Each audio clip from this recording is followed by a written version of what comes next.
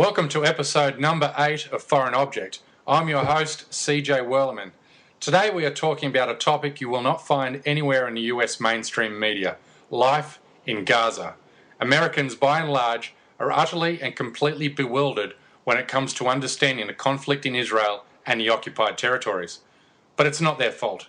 They've been betrayed by a political class that is totally beholden to the power of the Israel lobby and by a media class that acts as a bullhorn for the IDF's public relations department. After all, most Americans get their news on the Middle East from CNN. Unless we forget, the DC bureau chief is Wolf Blitzer. You know, the dude who was the PR spokesperson for AIPAC, the Israel lobby. At worst, Americans view Palestinians as anti-Semitic religious fanatics who should be caged. At best, Americans dismiss the Israel-Palestinian conflict as all too hard to comprehend and thus apportion equal blame to all sides. But any impartial assessment can no longer ascribe equal amounts of moral blame to all sides. Israel is the oppressor in the West Bank and Gaza. The dehumanization of Palestinians and the occupation and siege of Gaza have made possible the use of extremist tactics by extremist groups. But for Palestinians, what other choice is there? Palestinians are subjected to round-the-clock terror inflicted by the Israeli army on Gaza, which has resulted in 50% of Palestinian children there expressing no will to live. Israelis use hunger and deprivation to break the Palestinian will. 46% of all Gazan children suffer from anemia.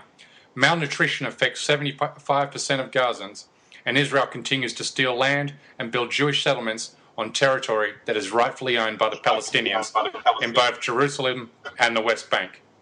Americans should care about the conflict because in selling fragmentation bombs and drones to Israel, America is a party to murder. To talk more about the plight of the Palestinians is my guest, Ramzy Baroud. Ramzy was raised in Gaza. Today he is the managing editor of Middle East Eye and the author of My Father, the Freedom Fighter, The Untold Story of Gaza. Welcome to the show, Ramzy. Thank you for having me, CJ. Mate, no, terrific to have you on. Ramzy, you wrote a fantastic piece and a couple of weeks ago, and I just think it was, you know, a lot of us like to think in metaphors or and such, and you drew an amazing parallel between what it was like what the downtrodden as portrayed in the Hunger Games trilogy in the third episode. You drew a parallel between them and life in Gaza.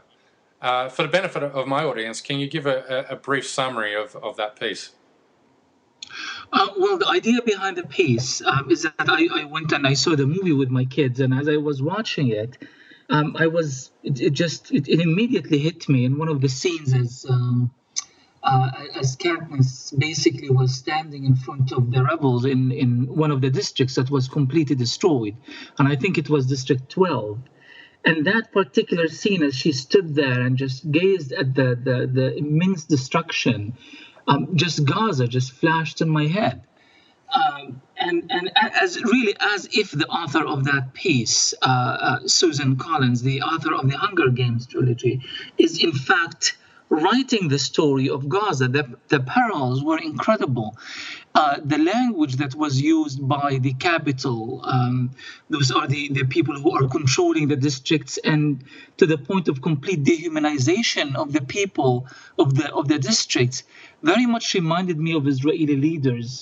The kind of statements they make in reference to the Palestinians, a particular dehumanizing language, such references to, we do not intend to starve Palestinians, but to send them on a diet, for example, put them on a diet. Numerous such statements carried out or really being backed up by actual policy and actual war that cost Gaza thousands of victims. Just in the last war alone, for example, over 11,000 wounded and over 2,100 killed, aside from the fact that a third of the Gaza Strip was made homeless, and there is absolutely nowhere for them to run or to go to. If you look at the language used by the Israeli soldiers who kind of leave on the walls of the Gaza Strip, on the graffiti of some of the destroyed walls, it's very much that of complete dehumanization. They don't think that they are even dealing with the humans of equal value to their lives, or of their freedom or their aspirations or wishes or interests or anything should in any way be taken serious. And that is really pretty much the story of Israel that's been going on for the last 66 years and counting. Yeah, this government in particular has gone so far right wing, almost to the extent of being just outright fascist. And you said in your piece you quote Dov Weissglass, who's a top Israeli government advisor, and you quote him as saying, "The idea is to put the Palestinians on a diet, but not to make them die of hunger." I mean, that is really what's going on. The Israelis control the caloric intake of the Gazan population. They've not allowed them any access to the fishing lanes beyond the fishing lines, which I think are beyond. Is it 5 kilometers or 3 kilometers? At one point they went back to 3 kilometers, and now they supposedly agreed to 5, but really more or less they are still shooting at fishermen who try to cross the 3 kilometer line. But this language that's being used by Gayson, it is just really very much part of the political elite's culture in Israel. And again, that's why the reference to the capital in the Hunger Game, it's not a statement that's made in passing.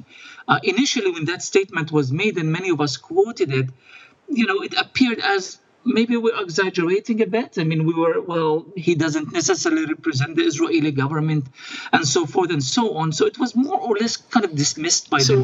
Basically, there's an Israeli human rights group, Gisha, that kind of tapped into, managed to obtain documents from the Israeli government that showed that there was a deliberate policy of near starvation in Gaza, where they were in fact counting calories to ensure that people do not starve to death, but they barely stay alive. So Gayson's statement was not a haphazard statement, was not a statement in passing. It's very much the Israeli policy towards Gaza and the Palestinians in general. Now, you are right that this recent Israel or Netanyahu's government, which has been going on, forever, really more or less has been, I would say, the most right-wing in a way. But there is a fundamental difference here, is that this is the first time where the government is truly a reflection of Israeli society as a whole. We are not talking here about a government that does not represent its people, or a government that speaks wishes, the kind of wishes that are not espoused and adopted by the Israeli public. The vast majority of Israelis will tell you that, according to various polls, that they wouldn't want to live beside an Arab neighbor. They are not completely against the idea of exiling Palestinians.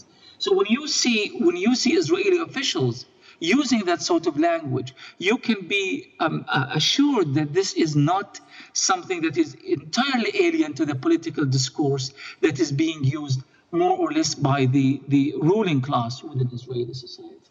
Actually, I found another quote from the same from Dov Weissglass as well, and he joked. He said, "It's like an appointment with a dietitian. The Palestinians will get a lot thinner, but they won't die."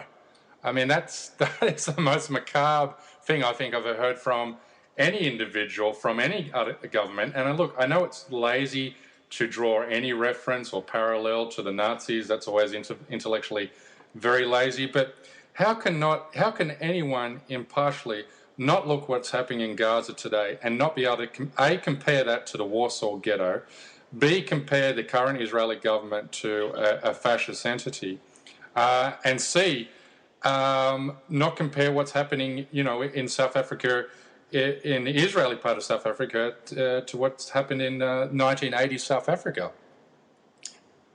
That's right. Except the main difference is that these kind of abrasive, racist, and brutal regimes could not really survive for long without, rising international ire and anger and frustration. But this is not a sustainable system. That you can't be a Nazi and get away with it forever. So basically, you kind of had this international uproar. Look what happened during apartheid South Africa, for example, where you had more or less there was an international boycott. The U.S. did not join until later on, but really more or less there was that sort of international consensus that this is just not to be acceptable, and it's unsustainable. Except in the case of Israel, you've had this going on for 66 years now, and you can't even voice a word of criticism within the American media without being accused of all sorts of things. So the people who have been suffering are the ones who are the ones being blamed for whatever crimes that are being committed in Palestine and Israel. It is such a mixed up narrative regarding Palestine and Israel in the US in particular that's really bewildering. How was it? How did it survive this long without someone challenging it in a serious degree? And it's not just Palestinians like yourself, liberal journalists like myself. It's also a lot of Israelis, a lot of journalists, a lot of liberal Israelis are coming forward and denouncing their own actions within Israel as flagrant and massive violations of humanitarian law and international law, which is happening inside of Israel and also within the occupied territories. So this isn't, something which is wrapped up in partiality. This is, objectively, when you look at what's happening in these areas, this is probably the most heinous, atrocities that are being committed on the planet right now. That's right, CJ. And your point regarding Israeli journalists, I think some Israelis are not necessarily waking up. I think they've been aware of what is going on by their state and their army for many years. But I think many of them struck some sort of a balance where, Israel is Jewish and Israel is a democracy. True, Israel is violating the rights of Palestinians occupied in the West Bank and Gaza. Yet, the Israeli Arabs are still, representative in the Knesset, in the parliament. So they kind of found some sort of a margin where they felt that they could be critical, they could be liberal, they could be progressive even within their own society and still coexist with the ruling, with the political class and the government. Yet recent years have kind of really changed things dramatically.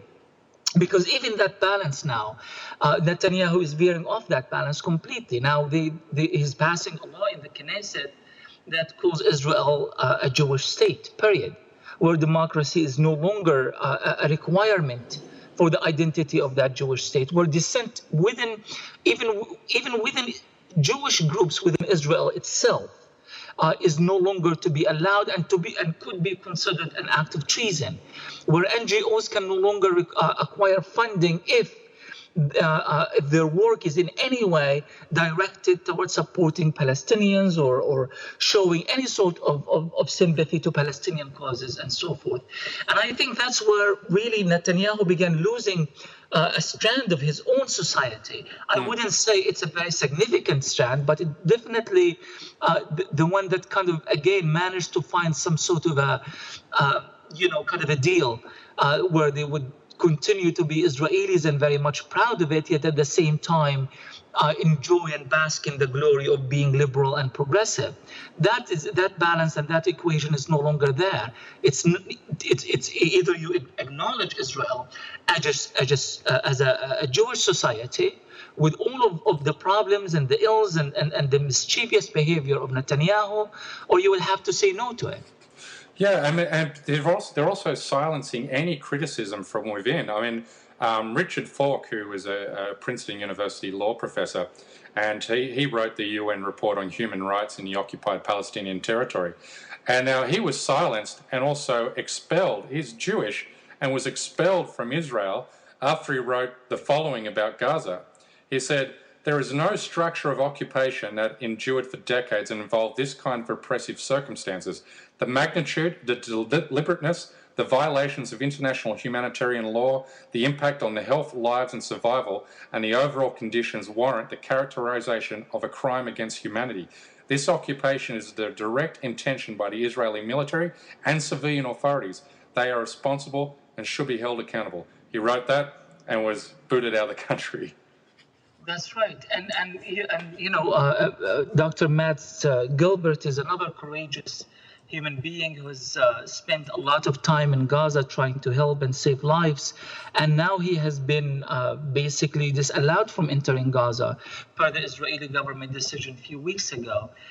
So not just courageous intellectuals and international law envoys and experts like Richard Falk and people like Norman Finkelstein and others, but also humanitarians like Dr. Gilbert, who's basically not allowed into Gaza anymore.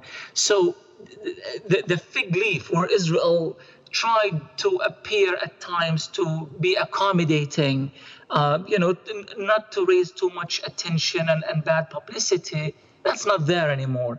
They know that what's going on, especially with the BDS movement, the boycott, sanctions, and divestment movement. They know that there is no room for that anymore. So we are seeing a very ugly side of the Israeli government. Not that we haven't seen it before, but it's a side that they are no longer trying to hide anymore, and it's just really open for the world to see. And another problem that I find that a lot of Westerners have in trying to reconcile what's happening in Israel and Palestine is they lack the contextual understanding or historical understanding of the country.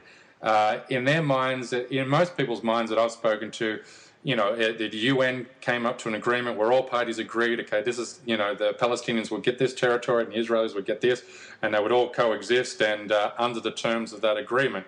And then because of religion, they couldn't get along, and then Israelis had to get in there and set up their own security systems and so forth. But that's really not the case at all, is it? I mean, the history has it that, the Jews who lived in what was Palestine to the conclusion of World War II had coexisted with Arabs for centuries and Palestinians for centuries on that land. But the moment that the British, World War II ended, they committed terrorist attacks against the British occupying forces, forced the British to go to the UN, and then once they were given the mandate, once the British mandate had run out, they really, from that point on, had no intention of coexisting with Arabs. They really drove them, out of their homes, out of their cities, out of their towns and villages in what became, or what, the Palestinians called the catastrophe.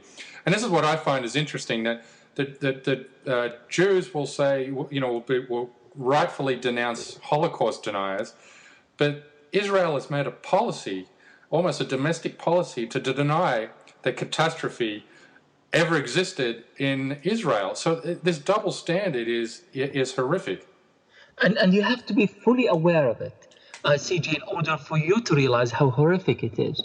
You have to also be aware of the fact that Israel Baitunu and other ultra-nationalist and fascist groups in the Israeli Knesset have really made it kind of a mission of theirs to ensure that the Nakba, the catastrophe, is not to be remembered in any way. So there is the anti-Nakba law in Israel, where basically it prohibits, seriously and literally, it prohibits people from commemorating. So the mere memory of what happened to our ancestors in Palestine, it is something that is illegal in Israel at this point.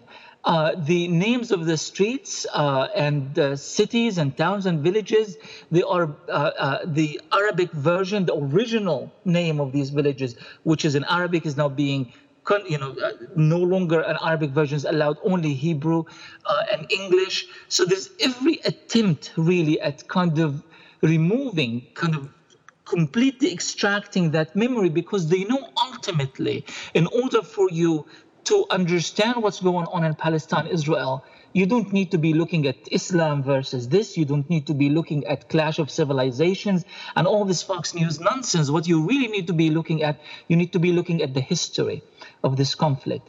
And the history is actually rather simple. It's a very much a colonial push in which the Zionists, in collaboration with the European powers, especially the United Kingdom, as late as as early as the late 19th century and early 20th century, where they basically put their imperial designs and created a list of countries that they wanted to go to. It could have either been Palestine, Uganda. They thought of Argentina, by the way. And they finally settled that it would be Palestine because of the religious significance. Now, what's really important about this is that the founders of Zionism were all atheists. But the reference to the spiritual significance of the Holy Land, they knew it's the only way that you can get people to leave their homes and their villages and their countries from Morocco to Germany to Yemen and to migrate to Palestine. You needed something that is going to easy to unify a collective around. And that's where the spiritual significance of Palestine became a handy tool in the hands of Zionists. But they themselves were actually quite, they were atheists, they were seculars, they really had very little to do with religion whatsoever. So they settled on Palestine, and that's where really the process of sending, settlers to Palestine legally and illegally. Now, what's really interesting, and I wrote about this in my book, how people like my grandfather, for example, did not really understand what's going on. So they perceived Jewish immigrants into Palestine in a positive light, because according to Arab and Muslim culture, Jews are our cousins. Mm-hmm. Therefore, you welcome your cousin. You help. So they were actually, they received a helping hand in many instances throughout history, until, of course, militias began being formed, and it was very clear that there was a colonial intention. And that's when the war started in 1947-48. It was really less of a war and more of an ethnic cleansing push in which the Jewish Zionist gangs, along with the British, ensured that at least 1 million Palestinians is being driven out of their homes. That's how my family ended up being in Gaza, and that's why you have Palestinian refugees all over the world right now, is a result of that historical moment that we call the Nakba, or the catastrophe. Yeah, I mean, I was reading a while ago a piece on a guy called Moshe Dayan. Excuse my pronunciation of Hebrew or Arabic names, but Moshe Dayan, he was a ruthless Israeli commander in the Israeli army during the early 1950s, and he was quoted, in the Haaretz newspaper in 1951 as saying, "Who are we that we should bewail their mighty hatred of us?" He declared. "For 8 years they have been sitting in refugee camps in Gaza, and before their eyes we have been transforming the lands and the villages where they and their fathers dwelt into our state." Now, this is acknowledgement from a ruthless military commander, Israeli military commander, but why he said that was to basically say to Israelis, look, this is the reason they're upset. Just if you want this country to be our own and to be cleansed of Arab populations, then this is the hatred we're going to have to confront. So they acknowledge it themselves. This has been, well documented throughout history. These types of things, but the media, this narrative is all lost to just this narrative that all Palestinians are religious fanatics that want to blow, innocent Israeli civilians up. And in fact, I think there's much greater freedom in Israeli media. Yep. I mean, you mentioned Moshe Dayan. I think there's much greater freedom in Israeli media than there is in American media about Israel, which is, look at the Knesset, Israeli parliament's fiery debates and sessions and yelling and screaming. When Netanyahu himself, takes the podium, they wouldn't give him a chance to even finish a sentence without everyone began yelling. When he comes to our Congress, they bring both sessions, both the House and the Senate, and they put them together, and they deal with Netanyahu as if the Pope or some sort of a deity who is imparting the words of democracy and human rights and freedoms and insight of knowledge on the American political elite. It's a mockery, and it's really quite embarrassing. But if this is what you are dealing with, so what else can we expect from our intellectuals, our media people? They are all kind of really more or less digesting the same misinformation year after year after year. And if a war like what happened in Gaza, that genocide really is a more proper term for it, was still not enough to awaken the conscience of those so-called intellectuals, I frankly don't know what else will. So now speaking about your family, was your family pushed into the Gaza refugee camps? Was that during the 1951 ethnic cleanse of the southern region of Israel? That's right, 1948, and they were refugees in Gaza till then, and I still have family in Gaza. My sister is in Gaza, and my aunt and cousins. But really, when you think about all these movements, whether Hamas or the socialist and the communist militants and all of that, most of them, if not really entirely all of them, come from refugee backgrounds. Again, that's another really important connection between popular movements in Palestine and that particular history. These are refugees who were being denied of their homes and their land, but also of their rights and any political horizon. So my family settled in a refugee camp called Nusayrat, which is the largest in... Did they have their property confiscated? Of course. I mean, we've lost everything. They were... I described that particular scene where my grandfather kind of basically managed to run away with the kids on top of a donkey, and they kind of took turns, the kids, riding on the donkey all the way from near Tel Aviv, near Ashkelon, all the way to Gaza, and they settled there. But interestingly, they were actually under the impression that they are going to go back. Of course, they believe that, the Arab world is not going to allow this to happen. The international community is not going to allow this to happen. But they did. So they died, really. My grandfather and my grandmother, they died, still holding on the new blankets. They did not want to let go of the new blankets because they knew that they are going to go back and get to use the stuff that they escaped with. I've read heartbreaking stories how a lot of Palestinians who, particularly, of the age of your parents, still hang on to the front door key to homes that, were confiscated by the Israeli military. That's right. And now we have yet another generation that is just growing up in Gaza. I don't know, maybe my generation managed to survive between two major genocides. My generation was the first Palestinian Intifada, 1987, and so on. We were throwing rocks and getting shot at and killed and so forth. But what we've experienced it doesn't compare to what this current generation in Gaza is experiencing right now. Total annihilation of villages and their inhabitants, entire families, and so forth. So it's kind of like Nakba revisited all the time in Gaza and the rest of Palestine. And you're in your piece, comparing Gaza to life, as described in the movie Mockingjay.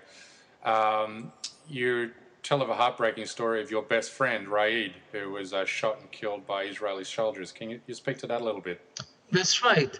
Raid was one of the very early experiences I've actually had. I didn't really fully understand or grasp what was going on at the time. Raid was a good friend of mine, and we've always remembered that little black mark on his forehead was my doing, because I threw a rock at him, and I did not mean to, or I did mean to, but I did not mean to hit him. Sure. And I always kind of had that feeling of guilt that I did that, and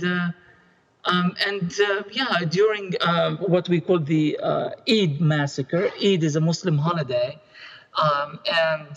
Israel, for some reason, the Israeli soldiers tried to always provoke some sort of a confrontation during the holiday. And we never really understood why, but we knew that every holiday there has to be a massacre somewhere. The calculation was perhaps they wanted to ensure that we don't really get used to having, even if consecutive 3 days of happiness. So they had to provoke something somewhere. It's also an opportunity for Israel propaganda to paint you as religious fanatics as well. See what happens. They get all juiced up on their religious holidays, and then they want to fight. So that could be it, but it's really, if that was the claim, it really couldn't be further from the truth. Because what we did during the holiday in the morning, we'll just basically go to the graves of our loved ones, and we would leave flowers and give candy to the kids, and then we spend the next 3 days in celebration and fun and doing what we usually do. Well, our camp was chosen on that day of being the site for the massacre. One neighbor was killed. It was along, a few others tried to bury him because the Israelis would kidnap the bodies and take them to the Hadassah and Karim hospital for whatever reason. So they wanted to give them proper burial, basically. And he was one of the kids who did that. And then the helicopter comes back and starts shooting at the mourners in the graveyard. And they killed them. So basically, so he was, what another neighbor said, that he came knocking at our door. I wasn't home. We were somewhere else going, to convey Eid greetings to another family in a nearby refugee camp. Basically he bled and died right there. And that was really one of the other images that kind of, when I was watching that movie, I started thinking of this kind of tape of memories of all the precious lives that have been lost and just like that. Chris Hedges, he was the New York Times bureau chief in Israel, Palestine, or the Middle East for almost a decade. And he wrote a powerful piece, and for some reason I can't bring it up, but I sort of remember that, the piece, more or less off by heart. He spoke about how Israeli soldiers, IDF soldiers, would shoot Palestinian kids for sport. I do remember that piece. It was a powerful piece, and I was outraged. I'm sorry to interrupt you. Go ahead. I was outraged by how the media reacted to him, accusing him of anti-Semitism as if he was fabricating that. And as a child who actually lived that. We used to have the Israelis, we had an area near the graveyard where there was an old water tank. And the Israeli snipers would be on top of the water tank.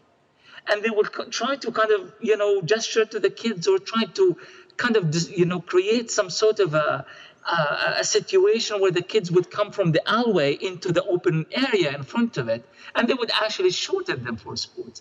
And I was like, he is speaking truth, because we live that every day in Gaza, and yet the reaction was, how dare he would provide such horrible information that are not true, which is not the case at all. Yeah, he would say the IDF would stand on the walls of the refugee camp and yell out to the kids, we're going to come and rape your mothers are whores, we're going to, blah, blah. And these little boys would come out and start throwing rocks at them in retaliation. And then as soon as they came out and exposed themselves, they would shoot them with sniper rifles and be laughing and so forth. I mean, this is what Chris Hedges witnessed. He saw this with his own two eyes. And how can anyone dismiss what Hedges has said, especially when in light of the recent closed-circuit TV camera, which caught those IDF soldiers shooting those rock-throwing Palestinians a couple of weeks ago or a few weeks ago. And, clearly shows these IDF snipers, two Palestinian, youths, teenagers drop dead. CNN then brings on the Israeli, spokesperson Regev, who tries to nuance it away, saying, oh, well, we don't know if they were faking their deaths. We've got no proof that they were really shot. And there's no follow-up question from CNN, or any, inquiry into, Palestinian hospitals or morgue or anything to, that's it. We just take, the Israeli defense line is the written truth. Of course, and of course the dismissal of whatever Palestinians say to be untrue, because this kind of racist notion that Palestinians don't tell truth, therefore, even if they are getting shot on camera and killed, then maybe they are faking their own deaths. It is something that we are so used to, and again, as you said, the media is so uncurious about this whole sort of thing that there's no follow up, and it's so it never really culminates into a narrative that Israel is doing something really, really horrible, and that has got to stop. And we can't be giving Israel $3.5 billion a year at least to fund the Israeli military machine and the Israeli settlements, and that is really causing all of this mess in the first place. So that's why we kind of really cut it short, because God forbid we may reach some conclusions about the way we behave toward the Palestinians as well. Yeah, and what makes me really bristle, and Americans, and it's been part of Israel's Hasbara, their public relations campaign. It's to conflate Hamas with ISIS and Hamas with Al Qaeda. Now that makes me bristle. How does that make you feel when you see that and see Israelis getting away with that in the media? Oh, and they've been getting away even before Hamas, and this is where historians kind of have a lot more fun, because we kind of really look at things and the sentiments that have been conveyed throughout the decades, and even before Hamas came as a movement and was established in the late 1980s. You just look at the language that the Israelis, it's exactly the same story, exactly the same line. In the early 50s, there was no Hamas, there was no PLO, there was no Fatah. What we had was called the Fidaiyin, the freedom fighters. These are refugee kids who, basically trying to fend for their families against the raids of the Israeli army at the borders of Gaza and the West Bank. Now the Fidaiyin were terrorists, and the Fidaiyin were creating instability in Israel, and no civilized country in the world would not would stand and folding its arms before all of these, before that, as the terrorists are trying to infiltrate its borders. It's the exact same language that they are using today. They've used only months after Palestine was taken over and the state of Israel was established. It's a very tired line. They used it with the communists in the 70s and socialists in the 80s. They used it with the PLO, which is really a secularist organization. And now they are using it with Hamas. They will, remember at one point Arafat, who signed the peace deal with Israel, was Hitler as far as Israel is concerned. So Netanyahu himself has shamelessly really made that reference to Arafat being a Hitler who is going to destroy Israel, and the U.S. should not be appeasing Arafat the same way that the West appeased Hitler, and so forth. There's really no moral boundary whatsoever when it comes to creating these kind of deceptive analogies that have no relations to reality whatsoever. Yeah, it's like the U.S. media likes to pretend that, and Israel also likes to pretend that the only thing that Hamas has ever said or written is that they don't, acknowledge the right for Israel to exist as a country.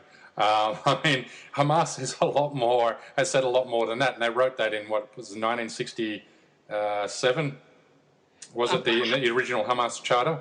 1987. 1987.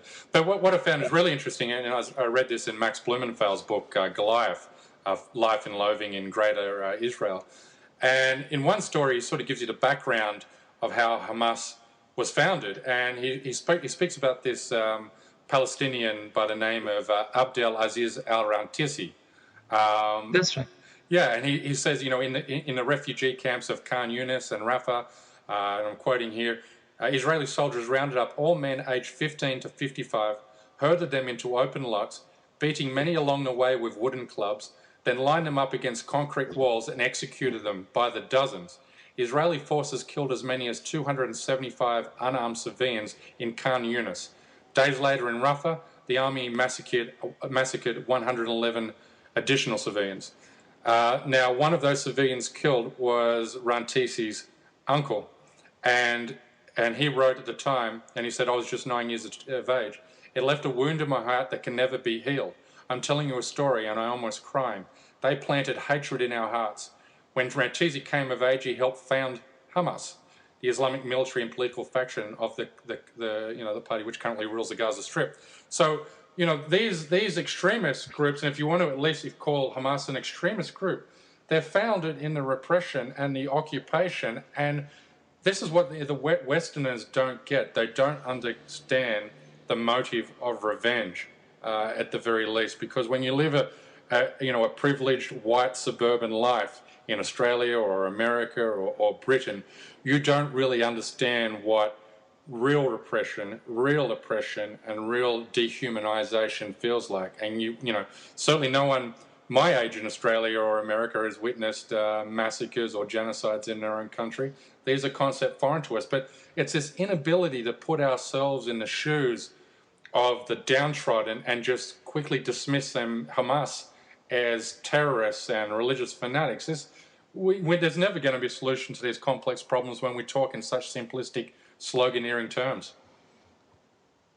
Of course, and in fact, it's not what Hamas's constitution says or doesn't say. I mean, when you are a political or a militant organization that is being formed around the concept of resistance, and by the way, Hamas's chart was more or less put together almost 40 days after the Intifada, the uprising of 1987, took place. So this is a time where kids are being shot every day, people are being killed in their homes, driven off their land. Driven off their land. So you're going to put together a manifesto for a militant group and to talk about Israel's right to exist. I mean, what kind of nonsense is this? Yet no one is really questioning the manifesto of the Likud party, for example, Benjamin Netanyahu's party.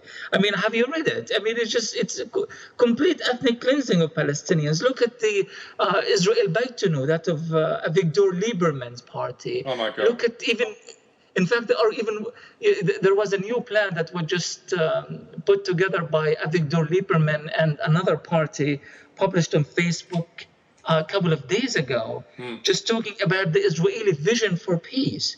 They're talking about exchanging Palestinian populations for land, talking about ethnically cleansing hundreds of thousands of Palestinians who are living in Israel. Look at the plan that was put together by an Israeli Knesset member, the deputy speaker, Moshe Feilan, who said that during the recent Gaza war, he was putting together some sort of a plan of how do we deal with the Gaza problem. And what he said was just really, he talked about that we need to carry out a conquest of the entire Gaza Strip, the annihilation of all fighting forces and their supporters, and then the rest. We will create tent encampments for them. It will be established until relevant immigration destinations are determined. You're talking about 1.8 million people. You are going to put them in a concentration camp at the border between Egypt and the Sinai Desert, between Egypt and Gaza, and look for a country to accept them and push them out. Yet they will tell you, Hamas said such and such, 30 years ago. And yet somehow nobody is picking up on that. Nobody is talking about this, and the main issue that is being discussed is what a small militant group made, by the way, of few UN teachers. These are UN UNRWA teachers in Gaza. Ahmed Yassin, Mohammed Dukhan, Abdelaziz al-Rantisi. They're just a group of men, living in refugee camps, got together and wrote a statement that became their manifesto. And they are still being held accountable over that statement. Now, the reason that Hamas would not change that statement, for one simple reason, they look at what happened with Yasser Arafat. When the Israelis and the Americans paraded him like a complete idiot before the peace process started, they said, in order for us to take you serious as a peace partner, You would have to denounce violence. The guy said, okay, fine, we'll denounce violence. No, no, no, you've got to denounce Palestinian terrorism specifically. Fine, they dragged him back to Geneva. They did that with him for years. The Americans in particular were serving as the middlemen. And Arafat basically gave them exactly what they wanted, and he got nil. And for 20 years of Oslo and a peace process, Palestinians lost more land. We've seen the kind of genocides that we haven't seen since 1948. And they got absolutely nothing. So Hamas leaders, when they get together, they will say, give us one convincing reason of why we should revisit, even if it was, chicken scratch that we wrote in 1987. We are not going to allow ourselves to be dragged into the same path that Arafat was dragged into, and he got absolutely nothing at the end. We will not be playing that political game. So it's not about Hamas wanting to destroy Israel with their homemade rockets. It's about the principle behind it, is that why should I be copying the same failed politics of the PLO and allow you to do this to me yet once more, and I'm going to get hoodwinked into signing something at the very end. You want to talk about peace, we have conditions as well. So your side and our side, and then we will reach an agreement. It's clear that that Israel doesn't want peace. It's clear that Israel doesn't want a two-state solution. The wall built around the West Bank purely, it signals their intent to, to take as much land so there's nothing left to dispute over. Once all that land has been secured, kicking out Palestinians out their homes in East Jerusalem and South Jerusalem, putting these refugees into the Gaza walls.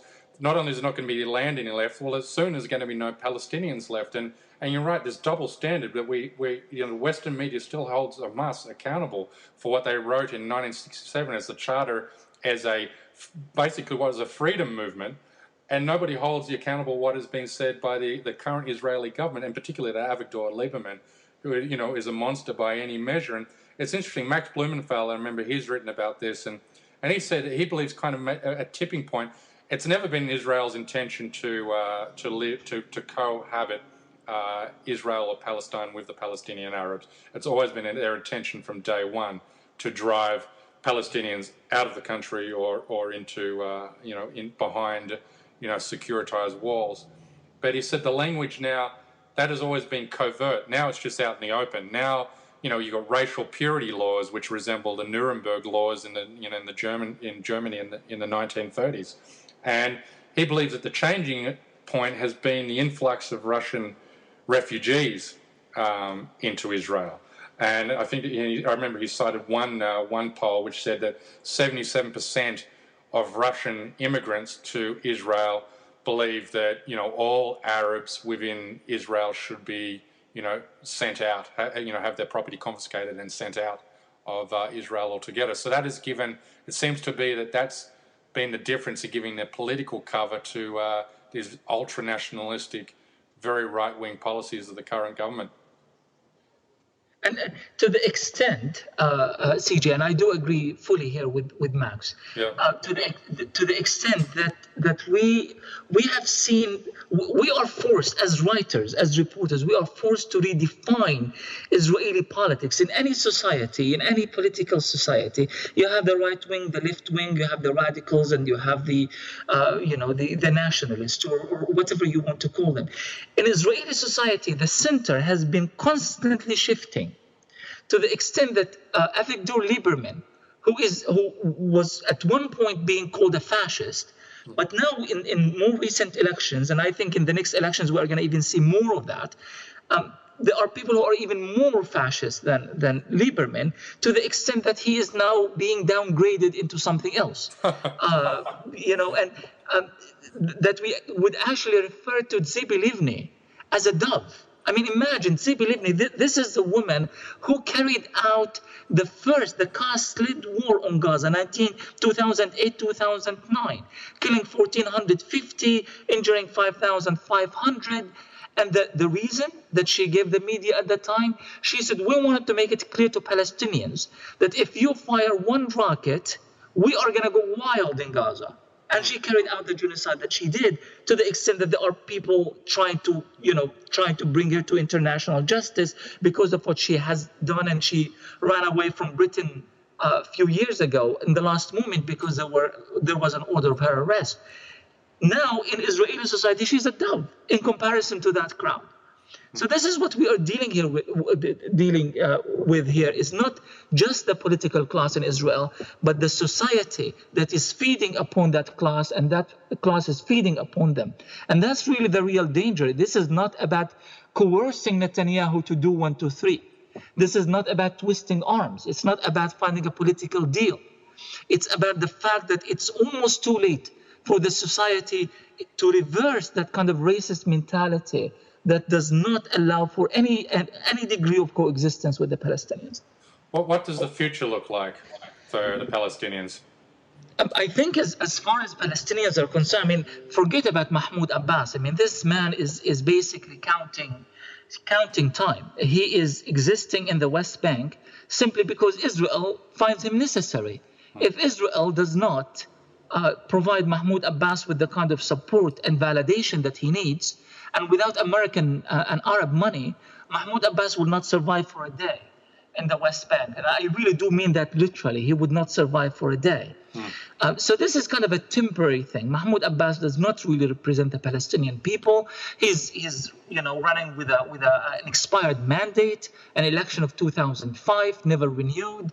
And he is controlling a very, very corrupt political class in Ramallah. You have Gaza and its resistance and its own problems, and that is a separate thing. But it seems to me that really more or less what is building up in Palestine right now is a fight for sharing that land. I don't see anywhere around it. If you look at the map of the West Bank and Jerusalem, Israel has created what they call facts on the ground that makes it impossible for a Palestinian state to exist side by side. The whole concept of the two-state solution, at least per the vision of Henry Kissinger in the 70s and 80s, was the side-by-side formula. There is no side-by-side anymore. The cards are so mixed up. You have 500,000 Israeli Jews living in the West Bank. You have 2 million plus Arabs living in Israel. These are the original inhabitants of that land. You have millions of Palestinian refugees who were not expelled from Gaza. They were not expelled from the West Bank. They were expelled from historic Palestine. You have even the water. CJ is much of Israel's water come from aquifers in the West Bank. So you have this kind of, really, when you think about it, you do have one state. I mean, you have both people living in that piece of land between the river and the sea. It's already there. But what is not there, first you have hundreds of checkpoints and numerous settlements that are for Jews only, for a specific race, but not for the other races. And you have a set of law that is there to protect one race and to discriminate against the other. So what do we do here? Do we start channeling millions of people, you go north, you go south, in order for us to make this two-state solution formula work? Or do we do what is really sane and what is sound and start thinking, well, since we are both here anyway, why don't we revisit these racist laws and try to create a system that would allow us to coexist? I think it's really about changing the mindset in Israel itself than anything else. I think a one-state solution is not a political formula, but it's a reality that is already underway, although the Israelis are fighting it, kicking and screaming. Yeah, and what about, as far as, do neighboring Arab states really care? Maybe at the citizenry level, but at the state level, does Egypt care? Does Jordan really care? I don't think they do. I don't think they ever did, frankly. I mean, we could argue that maybe during Jamal Abdel Nasser's rule in Egypt, maybe there was that kind of euphoria of Arabism or Arab nationalism that did exist for a period of time. But really, with Anwar Sadat and the signing of the Camp David, the division of the Arab ranks, the the Khartoum conference after 1967, where the Arabs really kind of entered into their own regional alliances, and the whole unity, the whole Arab unity was kind of really fell apart then. And it's getting worse. In fact, it's getting a lot worse. I mean, to find yourself in a situation where the Gazans are actually quite worried that the Egyptian army could be invading. This is unthinkable. It's something that no one in his wildest dreams would have really thought, that the Arab political unity could not just fragment, but really reach a point where the Arabs could turn against one another to such a degree. I mean, look what's happening in Syria, what's happening in Egypt, in Libya. So at this point, at best, the Arabs are dealing with their own problems. Until this Arab Spring issue is sorted out, whatever the conclusion of it is going to look like, it's going to be years before that picture is clear. And for the time being, Palestinians would have to continue their resistance on their own and to find alliances in the region, internationally, with civil society, to expose Israel for the war crimes and to try to really get the international community to play the role that it should have been playing for the last 66 years to find a just and reasonable solution to this conflict. Right, that's incredible, mate. Ramzy, you're such an important voice. You understand Western sensibilities. You understand, the media. Mate, when can people, other than obviously, the Middle East diet, but where's the best place people can buy your book? My books are available via Pluto Press online, and of course Amazon and many other book outlets. Yep, and mate, I encourage everyone to follow Middle East Eye on Twitter and Facebook. I love writing for you guys. I think you guys have got a terrific platform and serving as an important tool to help educate Westerners on what's really happening in this very important part of the world. So, Ramzy, thank you very much for coming on the show, mate. It's my pleasure, CJ. Thank you, and all the best. Yeah, you too. All the best. Chat soon. Yeah. Bye-bye. Cheers. Bye-bye.